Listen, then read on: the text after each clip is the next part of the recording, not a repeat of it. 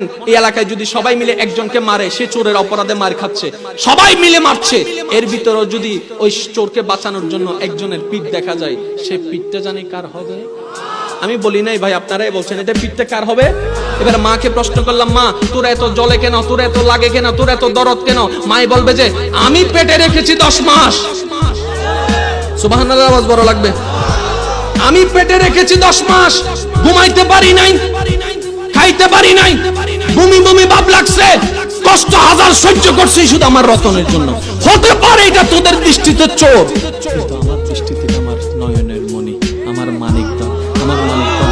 ওই মা তখন কি করবে জানেন? ছেলেকে বাঁচানোর জন্য, ছেলে অপরাধী সত্য, ছেলে দোষ করছে সত্য, তারপরও সেই মা সবার পা ধরবে, বাবা মারিস না, বাবা মারিস না, বাবা মারিস না, বাবা মারিস না, আমি তোদের পায়ে পড়ি, মারিস না আমার ছেলের, আর মারিস না। মা চোখ তোদের কাছে